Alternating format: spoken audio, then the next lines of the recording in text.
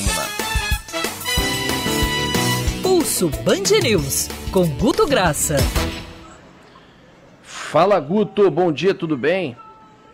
Bom dia, Rodolfo. Hoje a gente não tem como, por mais que a gente queira falar só sobre o nosso Rio de Janeiro, não tem como a gente escapar de falar da pane do WhatsApp, Facebook congêneres, né?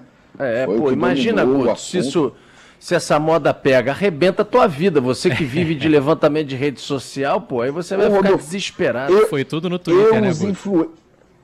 Os influencers e tudo mais, assim, a gente começa a ficar preocupado, vamos perder a nossa boquinha. Mas, brincadeiras à parte, Rodolfo, ela teve um movimento de comportamento que chamou a atenção. Primeiro foi que algumas plataformas que não caíram tiveram um incremento aqui no Rio de Janeiro, como o Twitter e o Telegram. E o interessante é que os assuntos, como se comportavam lá sobre a ausência, eles migraram da mesma forma para as redes. Então a gente vê hoje, ainda o rescaldo do que foi essa pane no sistema, tá, Rodolfo? Foi uma coisa assim que ficou bem clara como as pessoas se comportaram, se assustaram, a palavra, não tenha dúvida.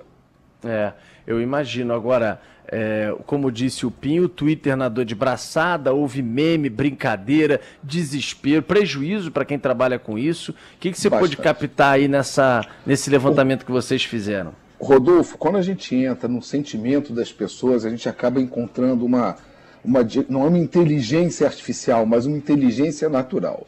Primeiro, o assunto veio com 30% de humor. Acho que é pela leveza, para a gente compreender hoje que, por exemplo, o WhatsApp é sim um serviço de utilidade essencial, tal qual, às vezes, como uma conta de água ou gás. Muita gente, Rodolfo, vive e precisa do WhatsApp para trabalho, dentro de uma informalidade, dentro de uma economia que, às vezes, a economia não vê. Uma pane num sistema de WhatsApp não é só para a loja grande do comércio online, impactou muita gente. Então, naquele momento da catarse, é assim que voltou, bastante humor. Vamos guardar que 20% de teorias de conspiração e similares, Rodolfo, é muito pesado para um assunto ter uma atração tão grande que 20% do volume dele sejam ligações quase com os Illuminatis, assim, num exagero. O uso político, 10%. A preocupação com dependências e negócios. Rodolfo, isso parece uma coisa elaborada e é muito alto quando as pessoas param e chegam e falam, olha, 10% do volume, a gente está meio dependente disso nas nossas vidas, nos nossos negócios. Será que isso é correto? Mas é mesmo quase que uma confissão, Rodolfo, da dependência. Né? É quase que... É verdade. E para a gente entender como é que o assunto é tão pesado e tão nebuloso, Rodolfo, que a reclamação, quando dá um problema num sistema, o que a gente sempre pensa é a palavra reclamação de usuário, correto? Sim. No caso, é tão maior que as pessoas não veem como um sistema. A reclamação de fato do usuário, você pega uma atração de 5%, que parece tão maior tudo que vai se vivendo, como se fosse assim, cortar o seu ar para negócio, preocupação com o negócio, que gerou um pouco, a palavra é comoção. O que a gente viu, até mesmo com esse humor, com a catarse, com as teorias de conspiração, Rodolfo, é quão dependente a gente é.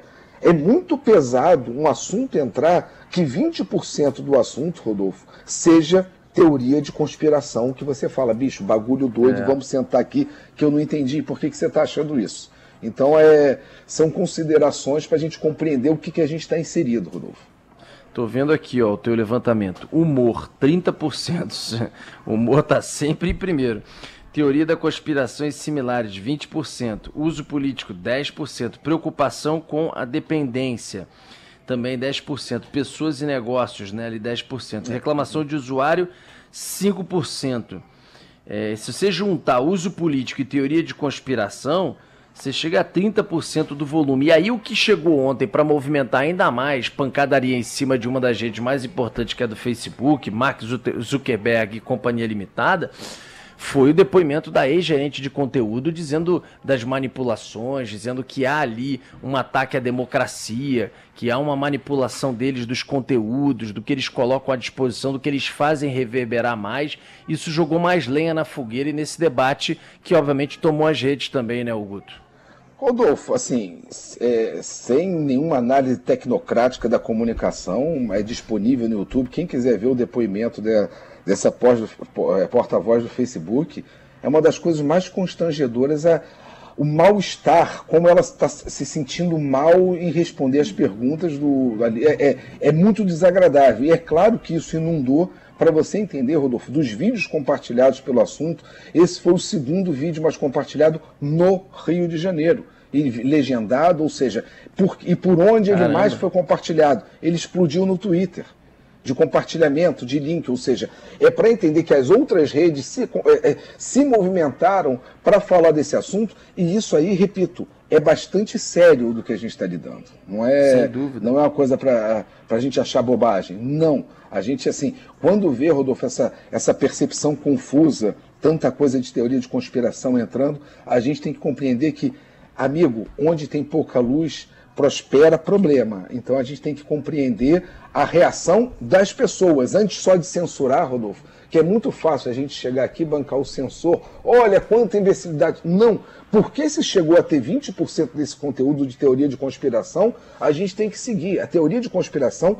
ela sempre tem um viés, uma nascente dentro de alguma verdade. Depois ela degringola. Vamos procurar onde chegou para que 20% de um volume de um assunto desse no Rio de Janeiro seja teoria de conspiração mais pesada. Tem algum problema nessa comunicação, sem sombra de dúvida. Curioso até o que o Guto falou dessa falta de luz, que ninguém cogita inicialmente que possa ter havido algum erro nos servidores, como aconteceu, né?